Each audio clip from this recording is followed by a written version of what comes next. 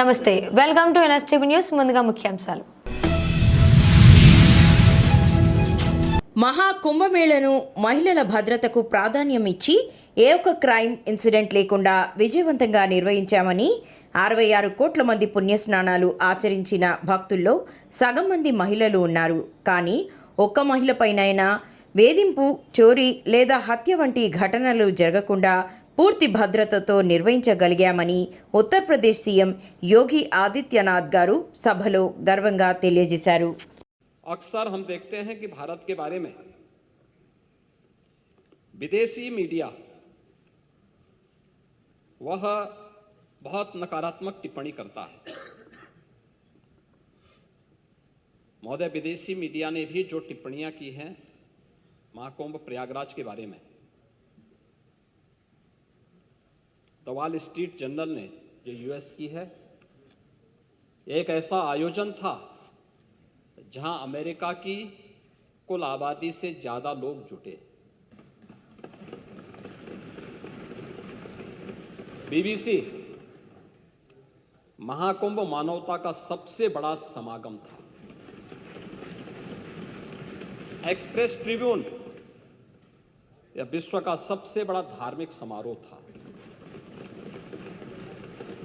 The New York times यह आयोजन में केवल श्रद्धालु और पर्यटक ही नहीं बल्कि नेता और हस्तियां भी पहुंची थी। राइटर्स या डिजिटल कुंभ था, इसमें व्यवस्था बनाने के लिए तकनीक की बेहतरीन इस्तेमाल किया गया था।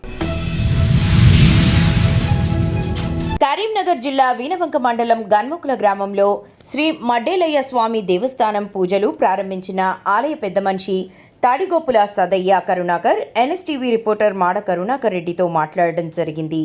మా రజకుల కులదైవమైన మామిడేలయ్య స్వామికి మొదటి రోజున పోచమ్మ బోనాలు, రెండవ రోజున విగ్రహ ఊరేగింపు మరియు విగ్రహ ప్రతిష్టాపన, తర్వాత ప్రతి ఇంటి నుంచి బోనం కుండలతో, డప్పు చప్పుళ్లతో, నృత్యాలతో దేవుడిని దర్శించుకుంటాం.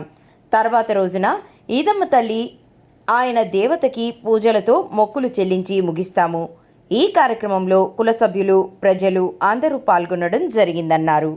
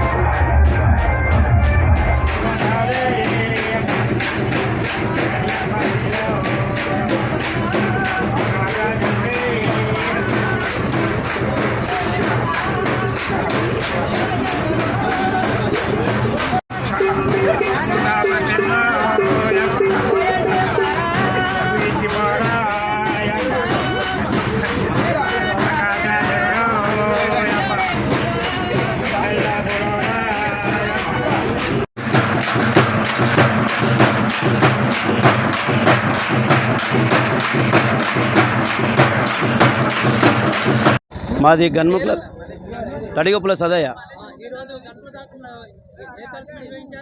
మేము ఈరోజు పోషమ్మ బోనాలు నిర్వహించినాము. రేపు విగ్రహాలు తీసుకొచ్చి ఎల్లుండి ఊరేగింపు చేయడం జరుగుతుంది. మూడో రోజు జలాదివాసము, పుష్పాదివాసము జరుగును.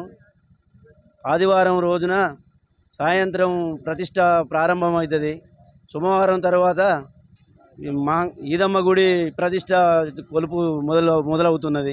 ఆ రోజుకు లాస్ట్ అయిపోతున్నది. నా పేరు పంబాల వాళ్ళం. మేము పూర్తి పేరు గుట్ట జమదగ్ని పంబాల వాళ్ళము. ఈ గ్రామ పంచాయతీ గన్ముక్లో మేము పురాతన గ్రామ సందర్భంగా అవుతుందో మా మడలయ్య స్వామి అని మాకు చాకలి వాళ్ళకు కులదేవత, కుల ప్రతిష్ట ఏదైతే ఉన్నదో ప్రతి ఒక్క కులానికి ఒక వాళ్ళకు ఒక గురువు ఉంటాడు. అదే సందర్భాల లోపల గ్రామ కులదేవతలలో ఏతుందో చాకలి వాళ్ళకు మడలే స్వామి అని ఈదమ్మ అని వాళ్ళకు కులదేవతలు.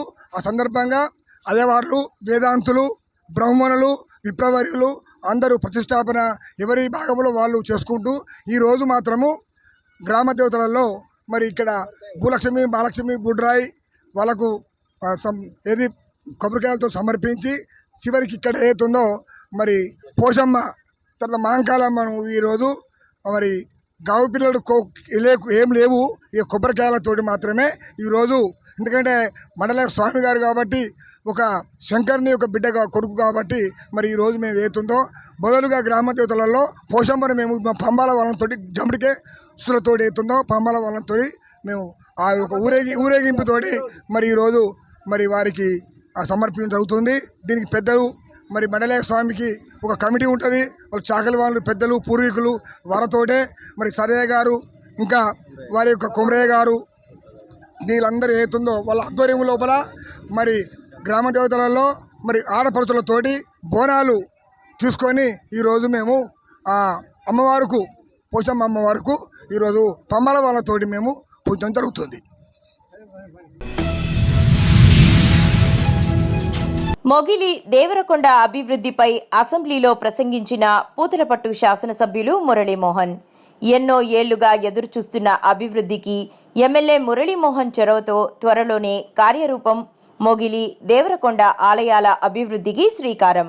పర్యాటక హబ్గా మారనున్న పవిత్ర క్షేత్రాలు. దేవరకొండపై పారాచూట్ ఏర్పాటు చేసి పర్యాటక కేంద్రంగా తీర్చిదిద్దాలని అసెంబ్లీలో డిమాండ్. దేవరకొండ ప్రతిపాదనకు ఆమోదం తెలిపిన టూరిజం తరపున పౌర సరఫరా శాఖ మంత్రి నాదెండ్ల మనోహర్. త్వరలోనే మొగిలి దేవరకొండ ఆలయాల అభివృద్ధి పనులు ప్రారంభం. దేవరకొండ 320 మీటర్ల ఎత్తులో ఉన్న ప్రదేశంలో పారాచూట్ ఏర్పాటు చిత్తూరు జిల్లాలో పర్యాటక రంగానికి కొత్త ఒరవడి. పవిత్ర పుణ్యక్షేత్రాలుగా ప్రసిద్ధిగాంచి మొగిలి దేవరకొండ ఆలయాలను పర్యాటక రంగంలో సమగ్రంగా అభివృద్ధి చేసి పర్యాటక హబ్గా తీర్చిదిద్దాలని పూతలపట్టు శాసనసభ్యులు మురళీమోహన్ కోరారు. మురళీమోహన్ కొంచెం బ్రీఫ్గా. పూతలపట్టు నియోజకవర్గం ఏ రకమైనటువంటి వనరులు లేనటువంటి ప్రాంతం అధ్యక్ష.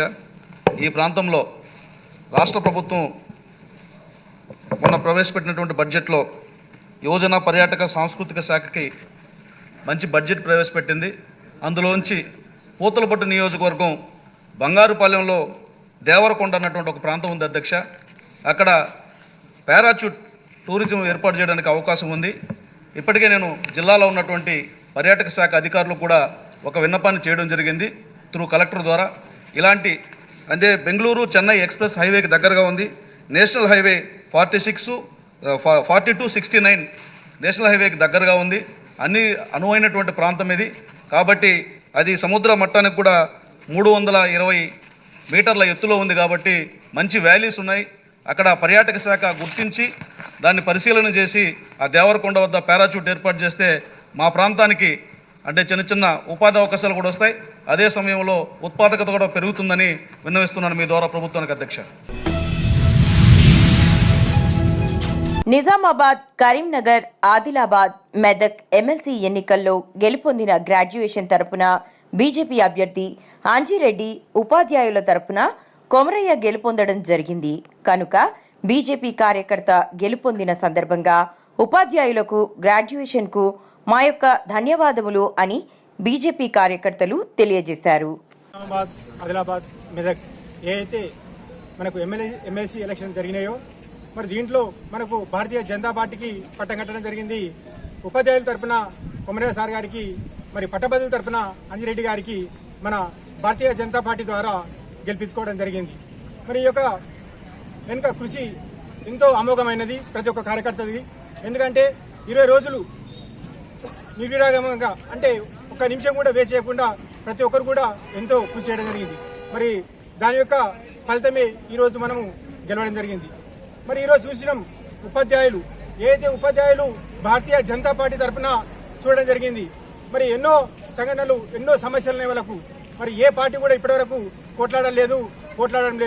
మరి 317 జీవో ఏదైతుందో దానిపైన మన గౌరవ ఎంపీ బండి సంజయ్ గారు ఆ రోజు గతంలోనే పోరాడడం జరిగింది. పోరాడి కూడా ఆయన జైలుకి వెళ్ళి రావడం జరిగింది. మరి అటువంటిది అవన్నీ గుర్తుంచుకున్నారు ఉపాధ్యాయులు. మరి మాకు భారతీయ జనతా పార్టీ అయితేనే మాకు బాగుంటుంది అని వాళ్ళు మన ఏదైతే కొమరయ్య సార్కు మద్దతు ఇవ్వడం జరిగింది. మరి ఈరోజు ఆ యొక్క ఫలితమే ఈరోజు మనకి ఈ యొక్క గెలుపు అని ఈ యొక్క సందర్భంగా తెలియజేస్తున్నాను. మరి అదేవిధంగా మోడీ గారు కూడా చూస్తున్నారు ఈ యొక్క రాష్ట్ర ప్రజలు. ఎందుకంటే మోడీ ఏ పని చేసినా ఏ కార్యక్రమం చేసినా ప్రజలు ఏదైతే పేద ప్రజలను చూసి ఆయన చేయడం జరుగుతుంది. కాబట్టి మరి అంతేకాకుండా ఉపాధ్యాయులకు ఏదైతే గవర్నమెంట్ ఏదైతే ఉద్యోగస్తులు ఉన్నారో వాళ్ళకు కూడా ఏదైతే ఐటీ ట్యాక్స్ ఏదైతుందో దానికి కూడా రాయితీ ఇవ్వడం జరిగింది. మరి ఈ విధంగా ఏది చూసినా కానీ మనకు మంచి చేస్తున్నారని ప్రజలు అనుకుంటున్నారు. కాబట్టి ఈరోజు భారతీయ జనతా పార్టీ వైపు మొగ్గు చూపుతున్న విషయం అందరూ గుర్తుంచుకోవాల్సిన విషయం అని ఈ సందర్భంగా తెలియజేస్తున్నాను. ఇంకో విషయం ఏదైతే పట్టభద్రులు ఉన్నారో పట్టభద్రులు కూడా అంజరెడ్డి గారికి ఎంతో ఘన విజయంగా ఆయనను మనకు శాసన మండలికి పంపించడం జరుగుతుంది ఈరోజు. మరి పట్టభద్రులు అంటే మరి సామాన్య మనుషులు కాదు, వాళ్ళు ఏదైతే దేశ చరిత్రలు చదివిన వ్యక్తులు. మరి ఈరోజు రాష్ట్రాలు కానీ దేశాలు కానీ ఎన్నో చరిత్రలు చదివిన వ్యక్తులు, అదేవిధంగా ఎంతో మంది నాయకులను చూసిన వ్యక్తులు పట్టభద్రులు. మరి అటువంటి వారు కూడా ఈరోజు భారతీయ జనతా పార్టీ వైపు చూడడం జరుగుతున్నది. మనం చూసినాము ఎంతో మరి వాళ్ళ యొక్క టైంని వేస్ట్ చేయకుండా ప్రతి ఒక్క పట్టభద్రుడు మరి ఆ యొక్క పోలీస్ స్టేషన్ పోయి ఓటు వేయడం జరిగింది. అంతేకాదు ఏదైతే ఈ యొక్క కాంగ్రెస్ ప్రభుత్వం ఇచ్చిన హామీలు ఇవి యొక్క వట్టి గాలిమూటలని అర్థం చేసుకోవడం జరిగింది. ఎందుకంటే 6 గ్యారెంటీలు ఇచ్చిండు. 6 గ్యారెంటీల్లో కూడా 3 గ్యారెంటీలు కూడా అవి వాళ్ళు ముందుకు జరగడం లేదు. మరి అదేవిధంగా ఏదైతే వాళ్ళ మాటలు ఎట్లుంటాయంటే మాటలు కోటలు దాటుతాయి కానీ మరి కాలు మాత్రం గడప దాటదు. అటువంటి హామీలు ఈ యొక్క కాంగ్రెస్ ప్రభుత్వం గుప్పించడం జరిగింది. మరి ఏ ఒక్క హామీ కూడా నిలబెట్టుకోలేదు. కాబట్టి ఈరోజు ప్రతి ఒక్కరు కూడా ఉపాధ్యాయులు కానీ పట్టభద్రులు కానీ భారతీయ జనతా పార్టీ వైపు మొగ్గు చూపుతున్నారు. ఆ విజయాన్ని మనకు అందించడం జరిగింది. కాబట్టి ప్రతి ఒక్క ఉపాధ్యాయుడు కూడా మేము పేరున వందనం తెలియజేస్తున్నాము. మా భారతీయ జనతా పార్టీ కొత్తగూడెం మండల శాఖ నుంచి బాన్సోడ నియోజకవర్గం నుంచి మేము ఈ యొక్క వాళ్ళకు హృదయపూర్వకంగా మేము శుభాకాంక్షలు తెలియజేస్తున్నాము. అదేవిధంగా రాబోయే రోజుల్లో కూడా మరి ఏదైతే పట్టభద్రులు ఉన్నారో ఉపాధ్యాయులు ఉన్నారో వారు కూడా మాకు స్థానికంగా ఏదైతే మేము స్థానికంగా కూడా ఈ యొక్క మా కార్యకర్తలను గెలిపించుకున్నట్టయితే రేపు మనము ఏదైతే రాష్ట్రంలో ఈ యొక్క భారతీయ జనతా పార్టీ జెండాని మనము ఎగరవేయగలుగుతామనే నమ్మకం మాలో ఉంటుంది. కాబట్టి ప్రతి ఒక్కరు కూడా రేపు రాబోయే స్థానిక సంస్థల ఎన్నికల్లో మీరు మాకు మద్దతుగా ఉంటారని కూడా మనస్ఫూర్తిగా తెలియజేస్తూ భారత్ మాతాకి జై. కాకినాడ కళా వెంకట్రావు భవన్లో కాకినాడ జిల్లా కాంగ్రెస్ కంటే మీటింగ్ ఏర్పాటు చేయడం జరిగింది.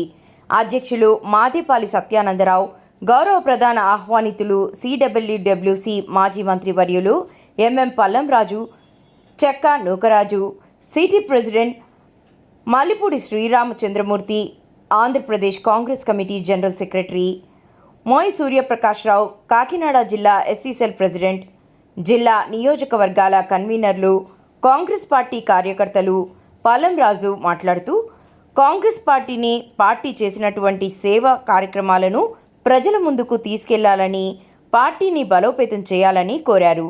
జగ్గంపేట నుండి శివగణేష్ మాట్లాడుతూ ముందుగా ప్రజల సమస్యలు తెలుసుకుని ప్రజల సమస్యలు తీర్చినప్పుడే కాంగ్రెస్ పార్టీ ముందుకు వస్తుందని తెలియపరిచారు.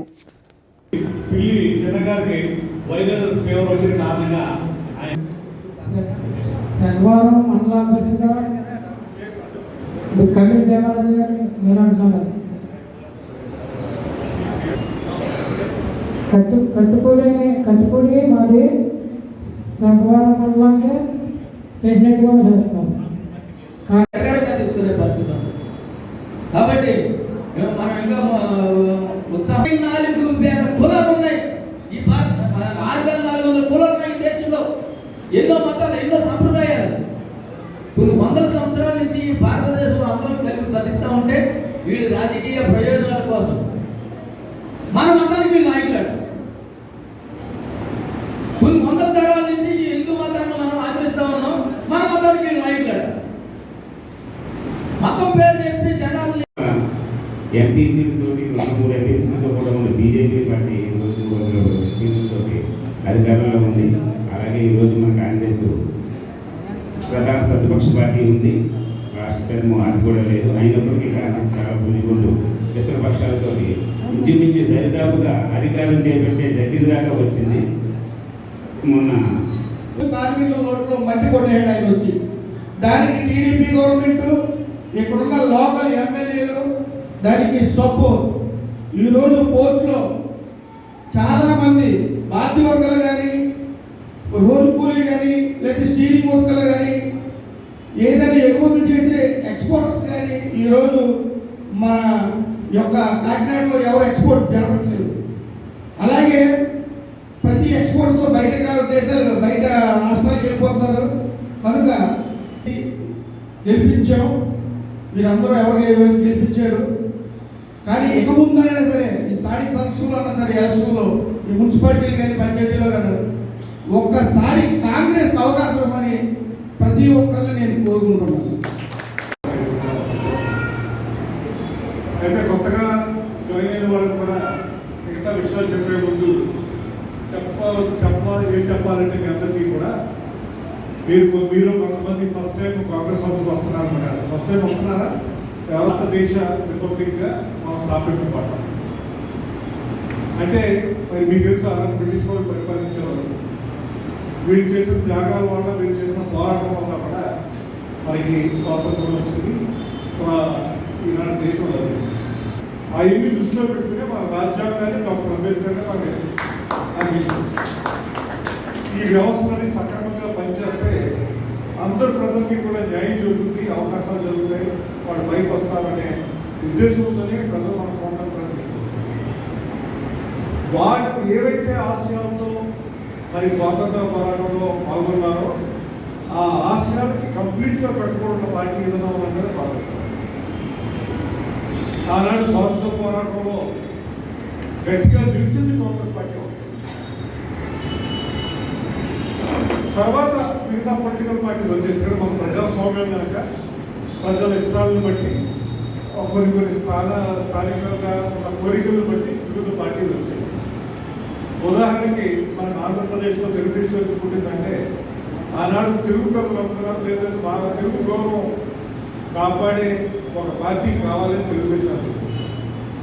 అలాగే రకరకాల అవన్నీ కూడా డైల్యూట్ అవుతాయి. ఎలక్షన్ కమిషన్ ఉదాహరణ ఎలక్షన్ కమిషన్ తీసుకున్నాం. ఎలక్షన్ కమిషన్ అనేది మరి పక్షపాతం లేకుండా ఎలక్షన్స్ కండక్ట్ చేయాలి. కండక్ట్ చేయాలంటే దానికి ముగ్గురు ఎలక్షన్ కమిషనర్లు ఉంటారు. అందులో ఒక చీఫ్ ఎలక్షన్ కమిషనర్ ఉంటారు. చీఫ్ ఎలక్షన్ కమిషనర్ ఎన్నుకోవాలంటే ముగ్గురు ఎన్నుకోవాలి. ప్రధానమంత్రి గారు, ప్రతిపక్ష నాయకులు, చీఫ్ జస్టిస్ ఆఫ్ ఇండియా. అంటే ముగ్గురు కూడా మరి పక్షపాతం లేకుండా ఒక మనిషి ఎన్నుకుంటారనే ఉద్దేశంతోనే ఈ ముగ్గురిని పెట్టారు. చీఫ్ జస్టిస్ ఆఫ్ ఇండియా అంటే మరి లాకి అంతే అధినేత అయినాయి కదా, న్యాయంగా ఆలోచించే మనిషిని. ఇప్పుడు బీజేపీ వాళ్ళు ఏం చేశారంటే ఒక బిల్ తీసుకొచ్చి చీఫ్ జస్టిస్ ఆఫ్ ఇండియా అందులో పాత్ర లేకుండా తీస్తారు.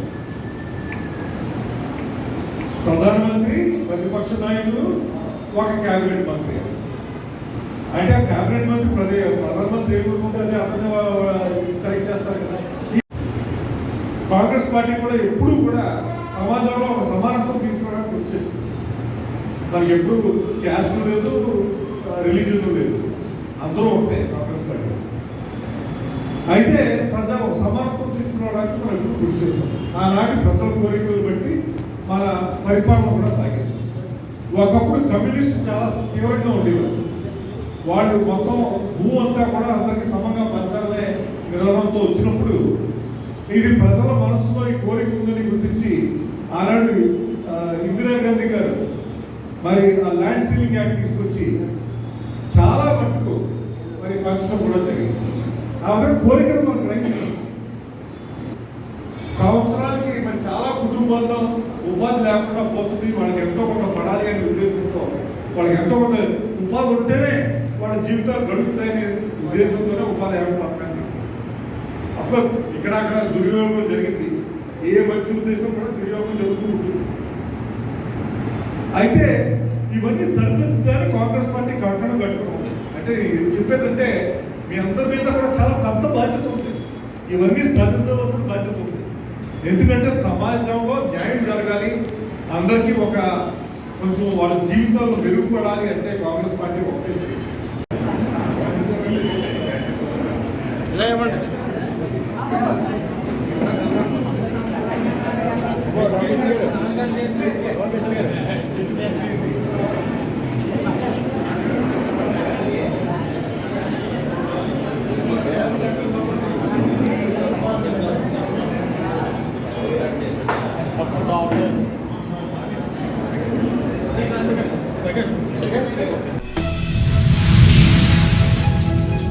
కరీంనగర్, మెదక్, నిజామాబాద్, ఆదిలాబాద్ పట్టభద్రుల నియోజకవర్గ ఎమ్మెల్సీ ఎన్నికల్లో గెలిచిన బీజేపీ అభ్యర్థి చెన్నమలై ఆంజిరెడ్డి గెలుపుకు ధృవీకరణ పత్రం అందజేసిన ఎన్నికల రిటర్నింగ్ అధికారి జిల్లా కలెక్టర్ పమేలా సత్పతి, ఎన్నికల పరిశీలకులు Buddhaprakash, Jyothi, additional collector Praful Desai, trainee collector Ajay Yadav. అనంతరం కౌంటింగ్ హాల్ వద్ద బీజేపీ శ్రేణులు ఘనంగా విజయోత్సవ వేడుకలు జరుపుకున్నారు. ఇట్టి విజయోత్సవ వేడుకల్లో కేంద్ర మంత్రి బండి సంజయ్ మరియు బీజేపీ ముఖ్య నేతలు, కార్యకర్తలు భారీ ఎత్తున పాల్గొన్నారు.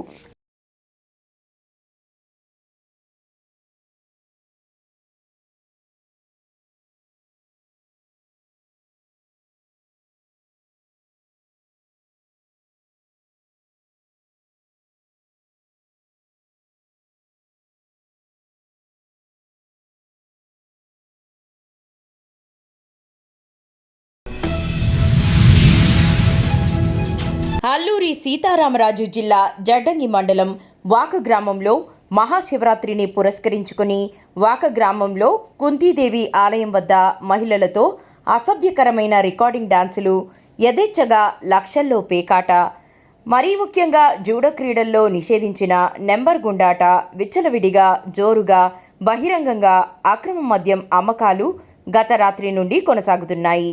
ఈ నేపథ్యంలో గత రాత్రి కాకుండా ఈరోజు రాత్రి, రేపు రాత్రి కూడా ఇదే రీతిలో కొనసాగుతుంటాయని అక్కడి స్థానిక నాయకులు బహిరంగంగా స్టేజ్ పైనే చెప్పడం గమనార్హం. నిర్మోహమాటంగా సంబంధిత రంపచోడవరం నియోజకవర్గ ఎమ్మెల్యే మిర్యాల శిరీష గారి పేరును కూడా వారి మాటల్లోనే వినవచ్చు. ఇంత జరుగుతున్నా అక్కడి అధికార యంత్రాంగం ఏం చేస్తుందని స్థానికులు ప్రశ్నిస్తున్నారు.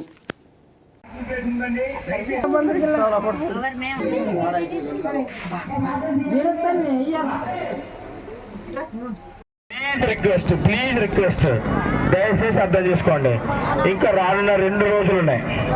2 రోజులు ఇదే విధంగా జరగాలంటే కనుక మీరు ఫొటోస్ కానీ వీడియోస్ కానీ తీయొద్దు. చాలా కష్టపడి ఎప్పుడో అయిపోయినటువంటి మహాశివరాత్రిని మన కోసం, మన అందరి కోసం